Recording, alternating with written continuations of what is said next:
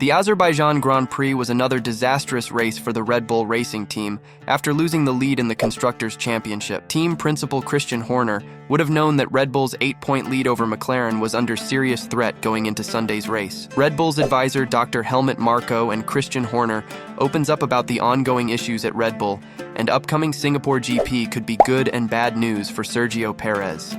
Marko highlighted a problem that Verstappen was suddenly facing throughout the race. Both Red Bull drivers had slightly different setups, and the Dutchman's was nowhere near as effective as his teammates. In general, our speed was too slow with Max. With Checo, it was fine. Max had very fast laps in between, but couldn't drive them continuously. The reason for this is the setup, because if you overdo it with the RB20, then you suddenly lose performance, and that was the case today. The tire wear was also significantly higher than with Checo. He also had braking problems. We can see how RB20 is on the knife edge, slightly differently than Perez's, but that made a huge difference on the track. Max wore out the tires much faster in traffic than Checo, Horner marveled. Normally it is the other way around. Perez had a small gurney flap fitted to his rear wing, which provided a little more downforce and cost him 3 km/h of top speed on the final straight, and he was a little softer on the rear axle. Verstappen complained in qualifying about a car that understeers and jumps at the apex of the corners. This could not be fixed for the race because you cannot change anything in the corresponding areas in the Parc Fermé. The Dutchman explained how it came about. On Friday, he was still happy with his car. All the setup changes we made were initially going in the right direction.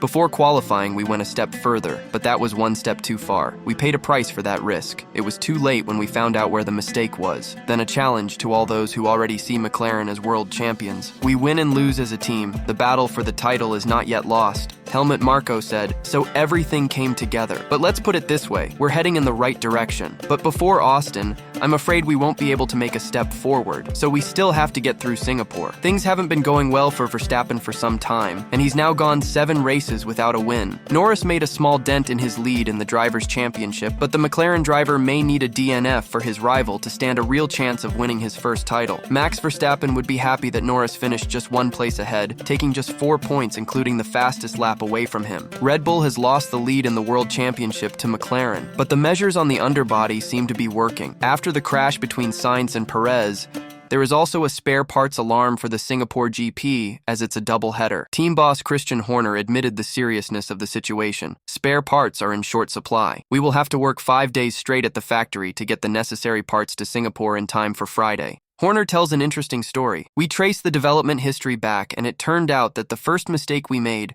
was with an underbody upgrade in 2023 in Barcelona. That was also the Grand Prix from which Checo started having problems with the car. We just didn't take it so seriously because Max kept winning. Sporting director Helmut Marko adds, we took a wrong turn this year in Imola. Perez's clear improvement in form signaled to Red Bull that the interventions on the underbody had helped. Technical director Pierre Wache is optimistic that the failure at Monza opened the engineers' eyes to which areas of the underbody were causing the instability that had thrown the drivers off the track. So the issues have been identified which was hindering Checo's performance. However, will they be able to bring in the spare parts on time? Can Checo repeat the same performance in Singapore? Share your thoughts. The message from Red Bull in Baku was to spread optimism. The team, so used to success, seems mentally drained because they are not used to having to explain defeats. This is particularly true of the technical department, which is now being accused of not being up and running since Adrian Newey left, which is, of course, nonsense. The great technical guru was still there when the RB20 was designed,